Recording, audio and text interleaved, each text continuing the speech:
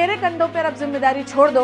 70 out of 70 हर साल बहुत सारे बच्चों को दिलवाए हैं और इस बार भी तुम्हें मिलेंगे। पर don't fear if the Shipra ma'am is here.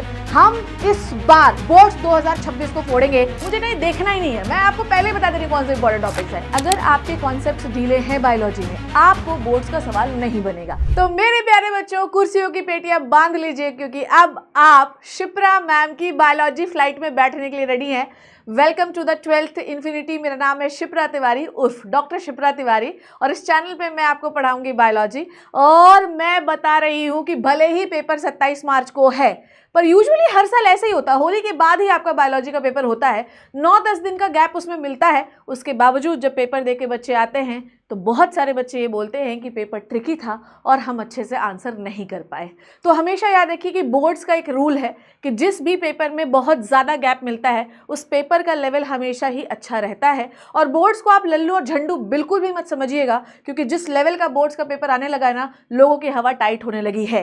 भले ही आपका PCMB में सबसे पहला पेपर फिजिक्स का है, पर आपको बायोलॉजी को साथ में लेकर चलना बहुत ज़रूरी है बेटा, नहीं तो 70 में 40, 30, 50 ऐसे नंबर लेके आओगे। और तुम मेरे कंधों पर अब जिम्मेदारी छोड़ दो।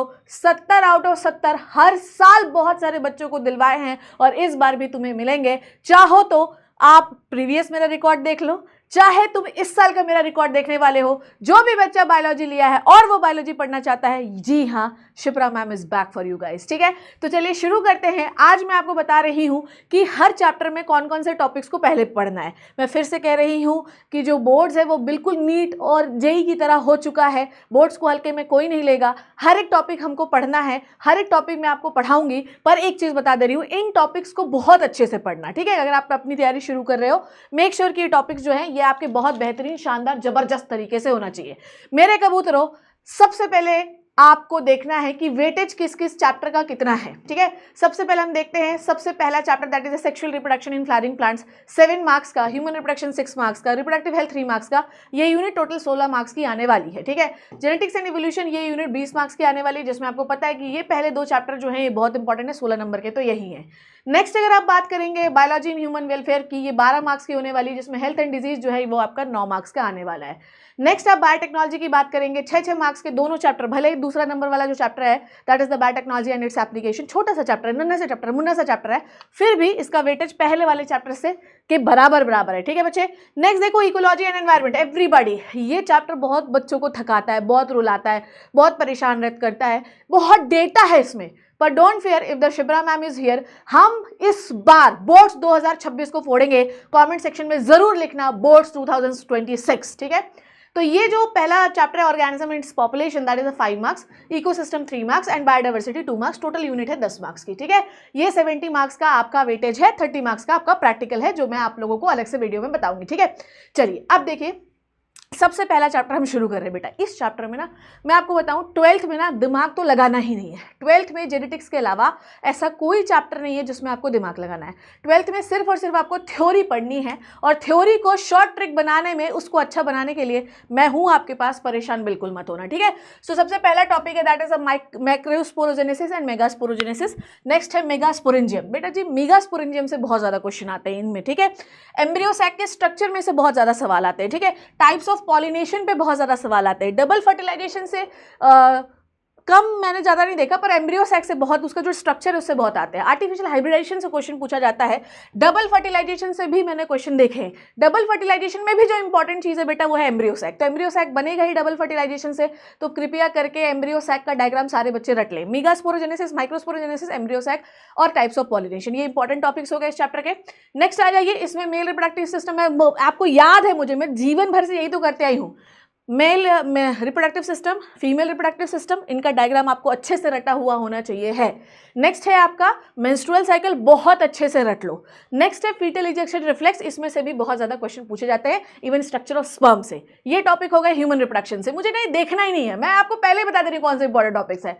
रिप्रोडक्टिव हेल्थ, रिप्रोडक्टिव हेल्थ में जब आप आओगे तो आपको टाइप्स ऑफ कॉन्ट्रासेप्शन ये आपको याद रखना ही रखना है, और आपको जो आपके टाइप्स ऑफ कॉन्ट्रासेप्शन के साथ ART आपको बिल्कुल याद रखना है। तो मेथड ऑफ कॉन्ट्रासेप्शन और आपकी असिस्टेड रिप्रोडक्टिव टेक्नोलॉजी, ये 2 टॉपिक्स, ठीक है। नेक्स्ट अगर आप बात करेंगे principles of inheritance and variation की, बेटा इनकम्प्लीट डोमिनेंस, ये बड़ा पूछा जाता है, मतलब मेंडल का जो लॉ है उसका जो एक्सेप्शन है वो पूछा जाता है। इसमें आप बीमारी बिल्कुल मत भूल जाना, चाहे मेंडेलियन डिसऑर्डर हो चाहे क्रोमोसोमल डिसऑर्डर हो, ठीक है। और आपकी sex determination in honey bee, ये बहुत पॉपुलर है, सेक्स डिटर्मिनेशन पूछा जाता है, ठीक है। और ब्लड ग्रुपिंग से भी काफी सवाल आते हैं। लोगों ने पेडिग्री एनालिसिस दिया है, पर पेडिग्री एनालिसिस बोर्ड्स में ज्यादा नहीं पूछा जाता है, ये नीट का सवाल होता है, ठीक है। मॉलिक्यूलर बेसिस ऑफ इनहेरिटेंस में रख लीजिए बेटा, जेनेटिक कोड रख लीजिए, जो DNA फिंगरप्रिंटिंग रख लीजिए, ह्यूमन जीनोम प्रोजेक्ट रख लीजिए, DNA रेप्लिकेशन रख लीजिए, हर्सेन चेज का एक्सपेरिमेंट रख लीजिए, ग्रिफिथ का एक्सपेरिमेंट रख लीजिए। ये बेटा जी बड़े इंपॉर्टेंट है। जितने भी एक्सपेरिमेंट है, चाहे ग्रिफिथ का, हर्शे चेज का, मिजेल्सन स्टाहल से 2021 में मिजेल्सन स्टाहल से पूरा प्रॉपर क्वेश्चन आया हुआ था, ठीक है। DNA रेप्लिकेशन में से, स्ट्रक्चर ऑफ DNA में से बड़ा क्वेश्चन आता है, DNA रेप्लिकेशन, DNA का स्ट्रक्चर और ट्रांसक्रिप्शन का फ्लो पूछ सकता है कि भैया आप बताइए सेंट्रल डोग्मा क्या होता है। फिर ट्रांसलेशन में वो पूछता है कि इनिशिएशन कैसे होती है, छोटे छोटे स्टेप पूछता है। अगर आप ये सोचोगे पूरा डिटेल लिखने के लिए आएगा, नहीं, वो जमाना गया जब आपको डिटेल पूछा जाता था, ना ना ना ना ना, अब डिटेल पूछा नहीं जाता, अब ट्रिक पूछी जाती है। ये बताओ इसके बीच में क्या होगा, ये बताओ कि इसके बीच में क्या होगा। इसीलिए बच्चे, अगर आपके कॉन्सेप्ट्स ढीले हैं बायोलॉजी में, आपको बोर्ड्स का सवाल नहीं बनेगा। तो मेक श्योर कि आपके कॉन्सेप्ट्स बहुत तगड़े होने चाहिए हैं। आप सर्च करिए, आप मेरे नाम के आगे नाम डाल लीजिए चैप्टर का, आपको यूट्यूब में भर भर के सेशंस मिल जाएंगे, ठीक है। Next is the genetic code का फीचर, tRNA का स्ट्रक्चर पूछा जाता है, lac operon, DNA fingerprinting and human genome project, ये कुछ टॉपिक्स है। इवोल्यूशन में बेटा स्टेनले मिलर का एक्सपेरिमेंट याद कर लो, मेन का इवोल्यूशन याद कर लो, वो आता है। Next is the homologous analogous organ और एविडेंसेस ऑफ इवोल्यूशन, यहाँ पे नहीं लिखा है पर मैं लिख दे रही हूँ, एविडेंसेस ऑफ इवोल्यूशन से भी क्वेश्चन आता है। होमोलॉगस एनालॉगस एविडेंसेस के अंदर ही आ जाता है, ठीक है। तो Stanley Miller experiment, evidences of evolution, homologous analogous और एडेप्टिव रेडिएशन, इनसे क्वेश्चन आता है। ह्यूमन हेल्थ एंड डिजीज में, ह्यूमन हेल्थ एंड डिजीज के पता नहीं क्यों मैं पिछले कुछ सालों में से कम सवाल देखती हूँ, पर मुझे जो इंपॉर्टेंट लगता है, जो मुझे लगता है आना चाहिए, वो है मलेरिया और कैंसर। मलेरिया से भी इंपॉर्टेंट ज्यादा हो चुका है cancer. Infectious and non infectious disease का पॉजिटिव एजेंट पूछा जा सकता है 1 नंबर में। इनेट इम्यूनिटी बहुत पूछा जाता है, स्ट्रक्चर ऑफ एंटीबॉडी बहुत पूछा जाता है, ठीक है। और इफेक्ट्स वाला मुझे, ये आपको पैसेज बेस में दिखेगा, जो आपके बड़े बड़े क्वेश्चन होते हैं ना, अगर आपको इफेक्ट वाला पूछा जाएगा अल्कोहल एंड ड्रग अब्यूज का, तो ये आपको पैसेज बेस्ड, जो लंबे वाले केस बेस्ड क्वेश्चन होते हैं, उसमें ये वाला टॉपिक आता है।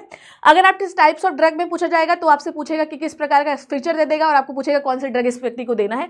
इनेट इम्यूनिटी आपको डिटेल में पूछ सकता है, मलेरिया और कैंसर आपको डिटेल में पूछ सकता है। इवन मलेरिया से ज्यादा इंपॉर्टेंट इस समय कैंसर बना हुआ है, ठीक है।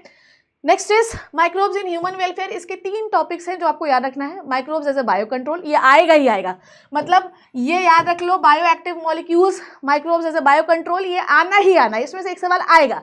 बायोगैस प्लांट और सीवेज ट्रीटमेंट प्लांट, ये तीनों ही टॉपिक मुझे बड़े इंपॉर्टेंट लगते हैं और ये आएंगे, इनमें से आना ही आना है, ठीक है।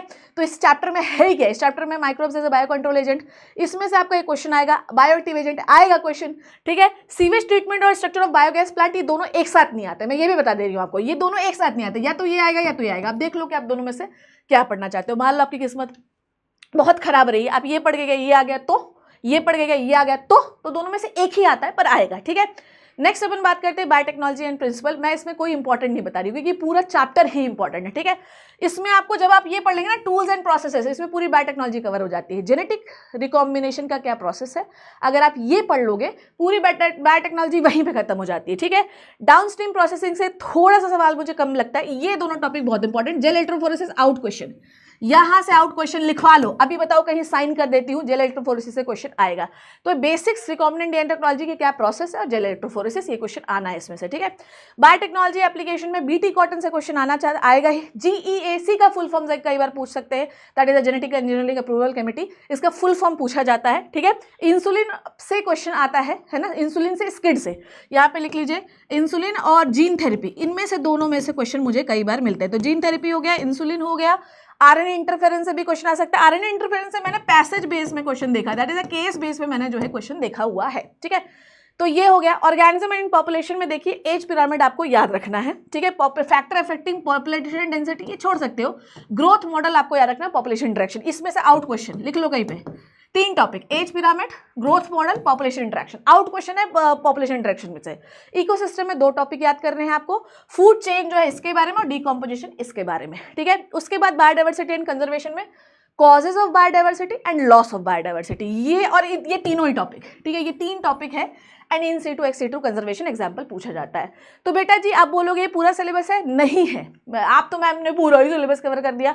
खोलो एक बार सिलेबस तो आपको समझ में आ जाएगा कि कितने और टॉपिक्स में इंक्लूडेड है। जब भी आप पढ़ रहे हैं, मैं फिर कह रही हूँ आपको हर एक टॉपिक पढ़ना है, हर एक टॉपिक मैं आपको पढ़ाऊंगी, परेशान बिल्कुल मत होना, मैं आ चुकी हूँ और 70 आउट ऑफ 70 गारंटी है इन टॉपिक्स को बहुत अच्छे से पढ़ना है। So these are the important topic for the boards 2026 class 12th biology. 27 March को फोड़ के आना है, गर्व से लिखो कॉमेंट सेक्शन में boards 2026। I hope you learn and enjoyed the video. Thank you so much, take care, bye bye.